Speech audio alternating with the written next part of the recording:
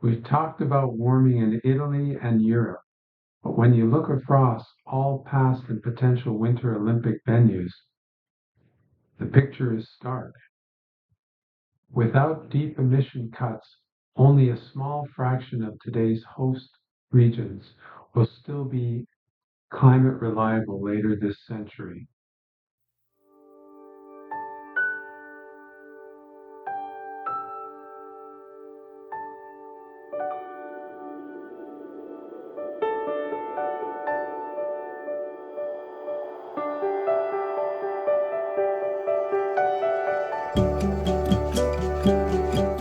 Hello, and welcome to another edition of the Climate Emergency Forum. I'm Herb Simmons. I'll be your host today. I'm the author of A Climate Vocabulary of the Future. For many of us watching, not all of us perhaps, it is cold outside, and that means it's Olympics time. At least it is every 4 years. And as this is being recorded, we're right at the beginning, sort of middle of the Olympics that is going on in northern Italy. Much of the world's attention is focused on the remarkable athletes performing from all over the world. I was personally moved last night by seeing a performance by a Ukrainian ice skater that almost had me in tears. But the question is, what does this have to do with the climate change program? Well, everything. We wish it didn't. And if we were recording this 30 years ago, we wouldn't be mentioning climate change. This would be a completely irrelevant subject. But today, because of increasing heat, because of changes in humidity, drought conditions, and so much more, sport in general and the Olympics in particular are being affected as never before, and it will only get worse. That's what we will be talking about today, the future of Winter Olympics and even maybe the Summer Olympics in a hotter and hotter world. And with us, as always, is Peter Carter. Dr. Peter Carter is a retired medical doctor from British Columbia. And Peter, you are the founder of the Climate Emergency Institute, and you have been an expert reviewer for the IPCC. And as always, Paul Beckwith. Paul is a climate system scientist from Ottawa, Canada. Paul, welcome. As always, I just want to remind everybody to like our program, to subscribe to our channel, to go to our website, theclimateenergencyforum.org, donate if you can. And at the very end of this program, as always, we will be having some of the biggest stories of the past week, what we're now calling the Climate 3. So please stay tuned for that. With that, I am so happy as always to see you, Peter. The floor is yours. Thank you, Herb. Yeah, Winter Olympics. They're amazing spectacles, no question about it. It's truly amazing to watch the skiers and the ice skating, which I particularly like. However, I would really question whether in this day and age, with the climate emergency as it is, whether any of these huge international conferences should be happening. I believe that it will be much better from all points of view if these big international conferences that come every year were regionalized, right? So all the big cities would have one, so people wouldn't be traveling nearly as much, and I think there'd be all kinds of other social benefits from that. So I'm pretty critical of such big conferences, and particularly because their carbon footprint is like absolutely huge. Even a conference of 5,000 people, which is nothing, that produces, I read, 7,000 tons of CO2, and that's emissions as large as one of these massive super yachts in a year. So that's what I've got to say about conferences, and it's a bit negative, I know. Now, of course, Cortina, there are two host cities in Italy for this particular Winter Olympics. And temperatures, of course, are increasing in Italy. They're increasing in Europe generally, twice as much as the global average. It's a really, really alarming rate of global surface heating. So the climate in Cortina has greatly changed. February temperatures have risen 3.6 degrees C since the 1950s. That's a huge increase. They have 41 fewer frost days. Snow depth has dropped, And snow, of course, is disappearing. So what's happening with the conferences now, with the Winter Olympics now, is most of the snow is produced artificially, which is an amazing thing, I know, but it still uses a lot of energy. So that's where we are with Winter Olympics, which is different from all points of view. Mountains. The Olympics very much rely on mountains. Now, mountain regions around the world, there's a recent study shows that they're heating up much faster than thought of by the land below. And that's triggering dramatic shifts in snow, rain, water supply. And this could affect up to 1 billion people around the world. So this is huge, but it's also highly relevant, right, to what's going to happen with regards to Winter Olympics. The other thing about climate and mountains is we're having a new thing, what is called snow drought. So climate is changing the situation up in the mountains, and this is very important because they're watersheds for very large regions and for their water security, and that's drying up. And they have to invent a new term, which they call snow drought. Thank you, Peter. We may be talking a little more in the program about your subtly subversive idea of moving to regional Olympics. But for now, what I want to do is introduce Paul. Paul, it's always good to see you, and the floor is yours. Hello, everybody, and thanks, Herb and Peter. You know, many people are glued to their TVs or their devices to follow their favorite Olympic events. You know, there's lots of people doing this around the world, and lots of people have actually traveled to the venues. So there's, of course, huge climate impacts from these large events. And these climate change is changing the venues quite quickly. So just to give you an idea, you know, Winter Olympics are in February's and the Paralympics follow about 2 weeks later. If you look at the average February temperatures at the at sites where Winter Olympics have been held, the average temperature was about half a degree Celsius in the 1920s to 1950s at the Winter Olympic venues. In the 1960s to 1990s, the average temperature was 3.18 degrees Celsius, so a rise of about 2.5 degrees. And in the 1990s to present, at these venues, the average daytime temperature, 7.88 degrees Celsius. So we're seeing these huge weather risks. You know, there's many locations where we've held Winter Olympics in the past where we simply can't do it anymore in these venues. Now, we do have good technologies to manufacture snow, and the snowmaking started in 1980, the Winter Olympics in Lake Placid. That was the first use of the snowmaking machines. Since then, we've had some venues, like in Beijing in 2022, 100% of the snow was actually made. So there's those technologies, but it still has to be cold enough for the snow to stick around. So there's been actually a very interesting study done at the University of Waterloo with the Climate Institute there, where they looked at all of the different venues of the Winter Olympics, and they looked at how much the temperatures have changed and whether they would still be suitable for today. So there's some that are still very good. They're generally at high altitude mountainous regions where it is colder, you know, as you go up higher altitudes from sea level.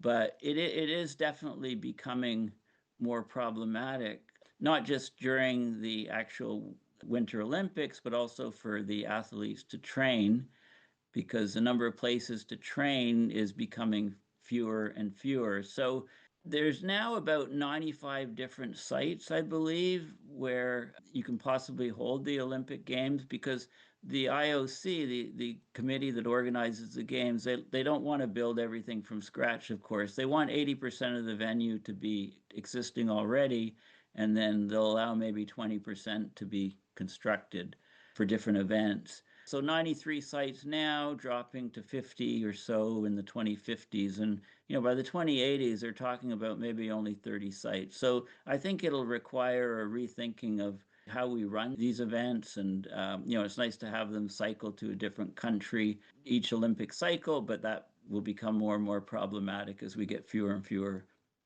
sites that are capable of holding the games. And then, the mountainous regions are being really hit hard by climate. I mean, you can talk about global average change. I mean, it looks like we reached the 1.5 Celsius, but if you go up into the high Arctic, we know because of polar temperature amplification, the Arctic is warming, say, 4 to 5 times faster than the rest of the globe.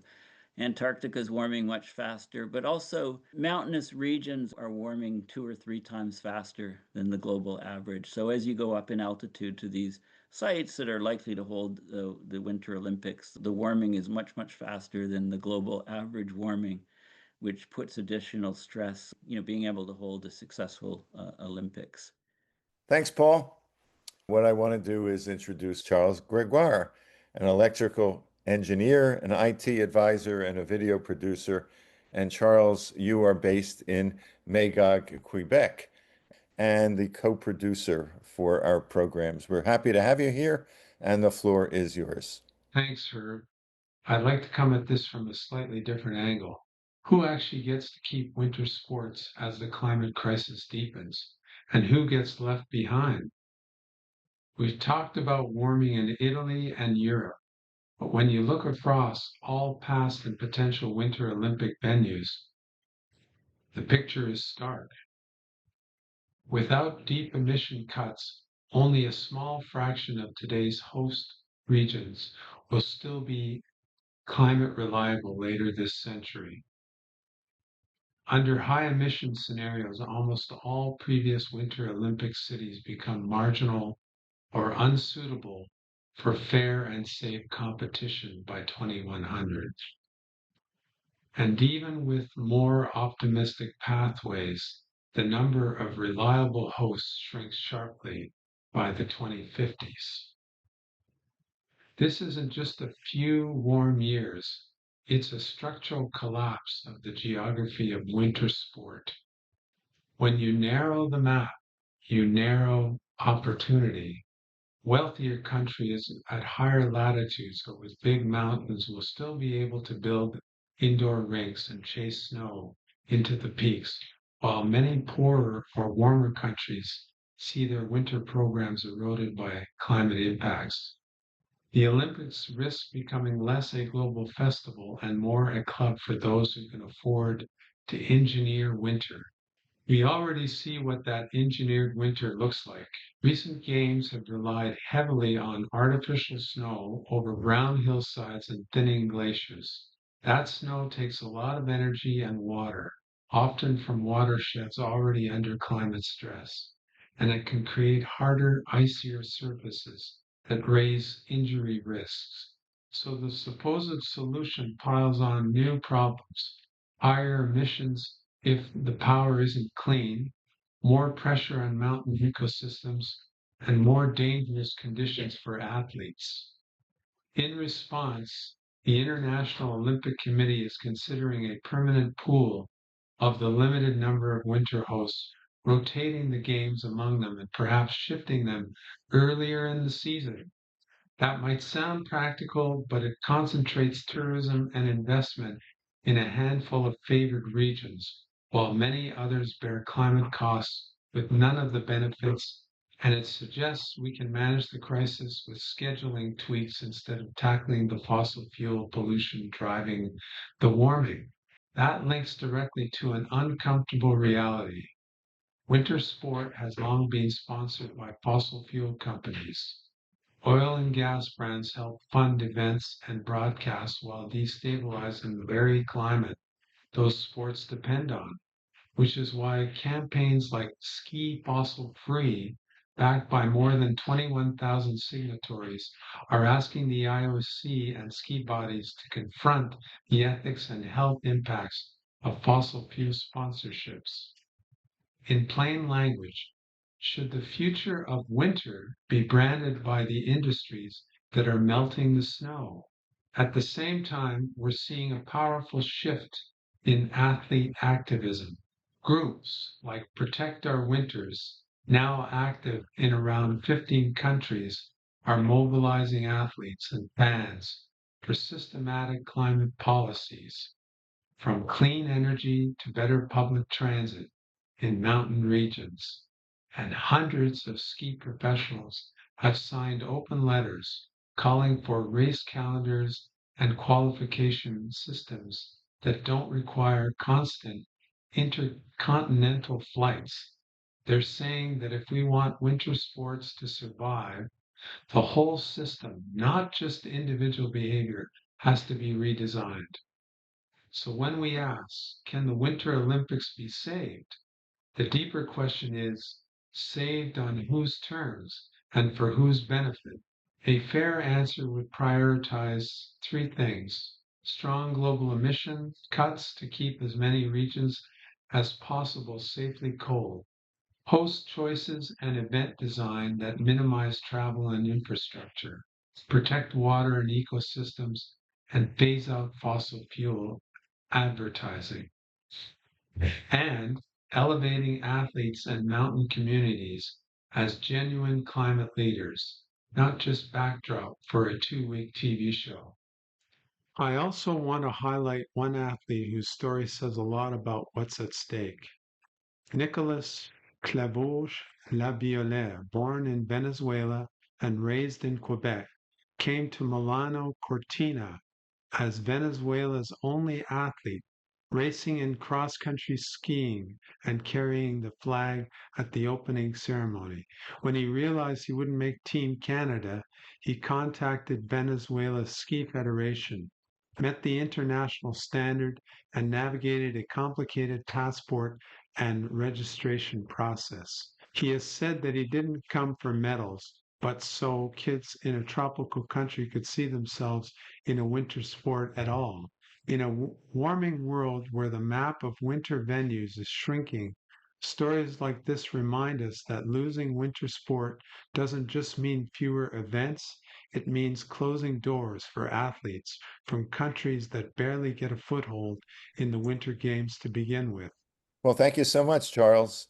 I want to ask Peter a question or two, and you started off your presentation by advocating basically the elimination of a central Winter Olympics. That ought to get people's attention, and instead to have regional Olympics or other events.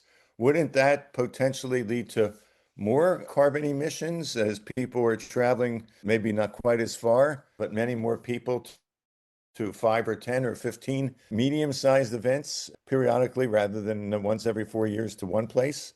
Well, I obviously don't have the statistics for that kind of thing. But the point I'm trying to make is that we have to change our lifestyle, particularly regionally and nationally, on a huge scale in order to make any impact on the climate emergency at all. The IPCC has been saying this in every assessment for the past 10 years, that there has to be a drastic transformation at all levels of society for the mitigation of climate change. Well, sort of the first thing you're going to look at is air travel. I know that air travel isn't a massive percentage of total greenhouse gas emissions, but it's by far the biggest source of emission of individuals. So, just one large air travel trip will sort of wipe out what would be a reasonable amount of a carbon footprint for an individual person. So, yeah, you might well be right. Maybe it's a silly idea. Well, I'm not suggesting it's silly. I think it's really provocative. But like all ideas, there are always unanticipated consequences of doing anything differently. And isn't that part of the challenge, Peter, that you're absolutely right that we need to, as climate authorities say, we need to change how we look, how we live rather, maybe how we look also, certainly how we live. And yet changing how we live will have unanticipated consequences, both positive and negative, in the years to come, which is part of the challenge of climate change. What do you think about that? How do we handle that? I mean, this is a huge question. It's unfair of me to ask you this, but I'll ask anyway. You can give at least a brief answer. How do we begin as a civilization or a set of civilizations of 8 billion people to make these changes, to figure out which ones to make now, which ones in the future? We have to actually, I believe, go in reverse. Of course, that's the last thing people like, because we have this huge belief in progress, in the myth of progress, and great articles being written about that. Yeah, we do have to back up, right? We live in a culture of more and more and more. We're called consumers, it's consumer culture, and we're consuming more and more and more. The recent developments in technologies, the increase in our consumer footprint is getting very, very fast more. So I don't think science is the answer to this, right? I spend all my time trying to explain the science as best I can. But we assume whenever you hear about climate change, you hear the scientists say this. The scientists have found this out, right?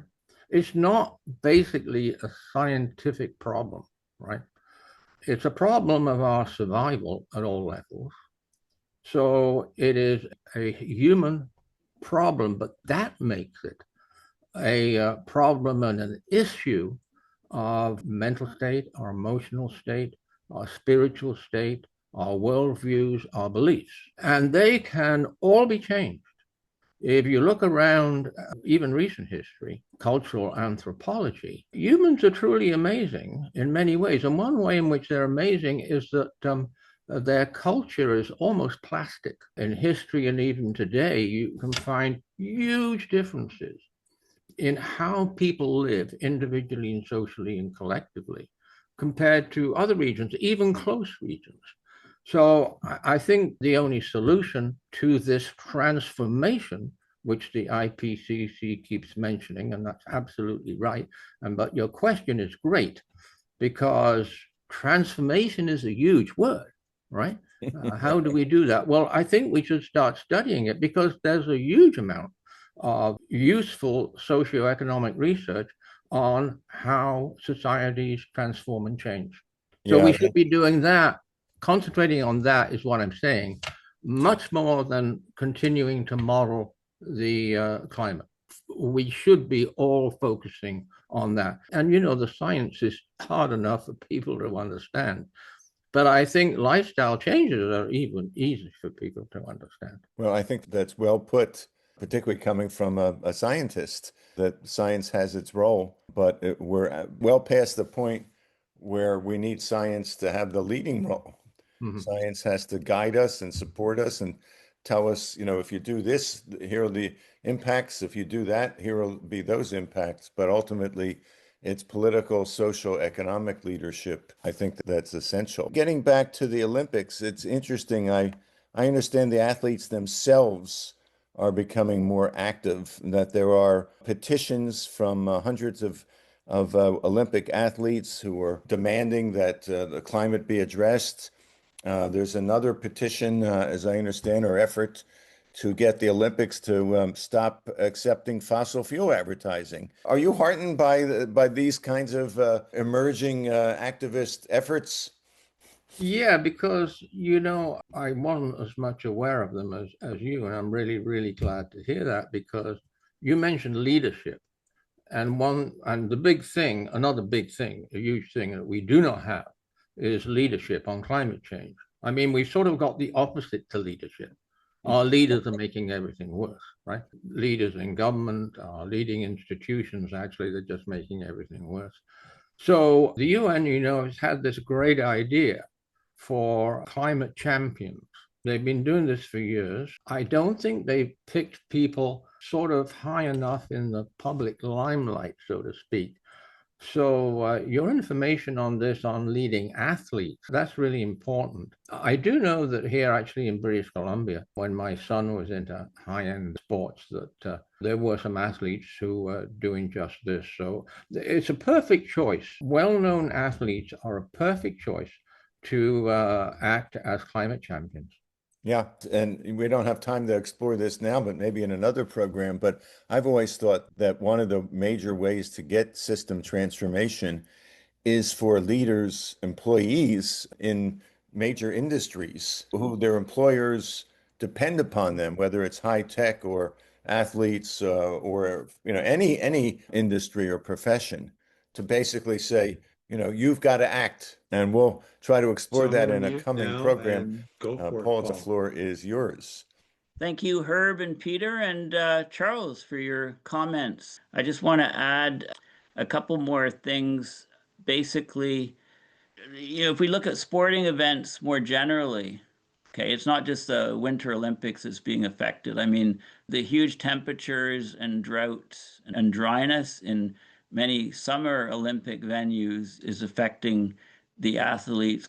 There's some places where air pollution is a problem, and this can lead to very detrimental health effects to athletes and also their performance levels. It extends to all kinds of different sporting events outside of the Olympics, of course. So, for example, I've just in the last little while I've become interested in British football, which is we call soccer here.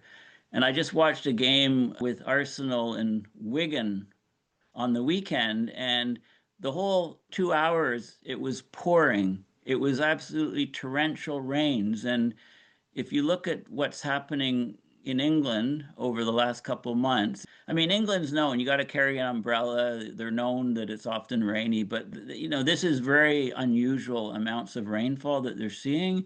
So, in fact, it's raining so much in many places, many of the lowland places, water's actually coming up out of the ground into people's homes, and it's flooding soccer pitches, football pitches, for example, and disrupting games. So extreme weather events of any sort, of course, can have big impact on sporting events. If you have a stadium full of people, you certainly want to know, you certainly want to have accurate extreme weather forecasting. Is there a tornado on the way, or is there a thunderstorm with a lot of lightning about to be generated, and so on. So forecasting of extreme events is becoming more and more important for sporting venues. Of course, Canada, our biggest sport, I guess, is hockey, and we don't play outside anymore. We're playing inside, but Trump said recently that if we trade too much with the Chinese, they're going to get rid of hockey and the Stanley Cup in Canada. So it's not just climate change that is threatening us, it's also could be political actions. Anyway, we all love sports.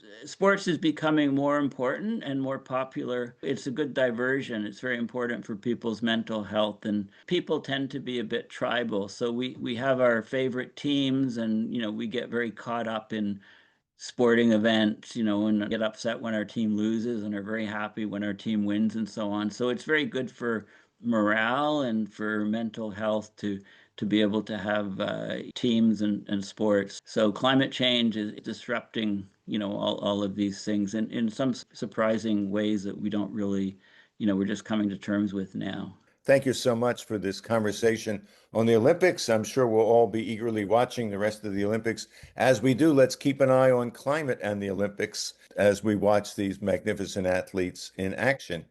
And with that, I want to turn to what we're now calling the Climate Three. Three of the biggest stories of the past week, guaranteed to be presented in no more than 1 minute each.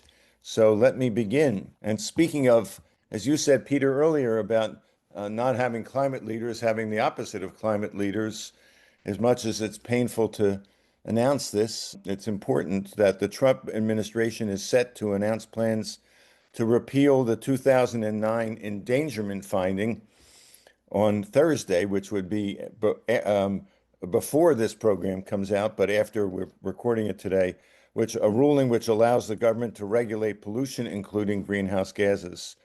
And this will be the largest and most devastating regulatory action on climate in American, probably world history. Needless to say, there will be climate groups that will be suing in the courts. We can only hope that they will prevail. In addition, sort of story number two is very closely related. Where I live in Washington, D.C., my hometown newspaper, the Washington Post, just laid off hundreds of its journalists, including a good portion of its climate staff. And going along with that, and maybe we shouldn't be surprised, was an editorial that commented on what Trump intends to do that I just said. And he said that editorial is titled, "EPA is right to reverse Obama overreach arguing that free market-driven innovation has done more to combat climate change than regulatory power grabs like the endangerment finding ever did.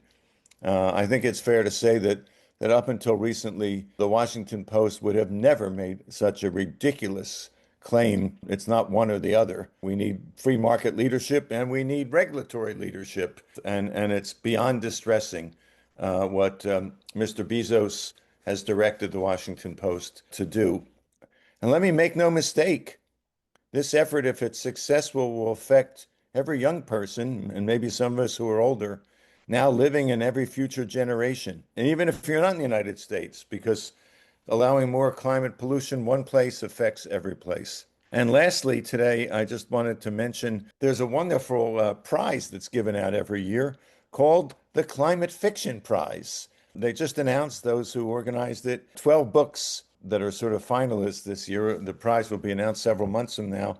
And I encourage you to go to their website, take a look at the books, purchase them if they make sense to you and appeal to you. And some of the themes, just very briefly, is one of them is a historical climate western set in Tanzania.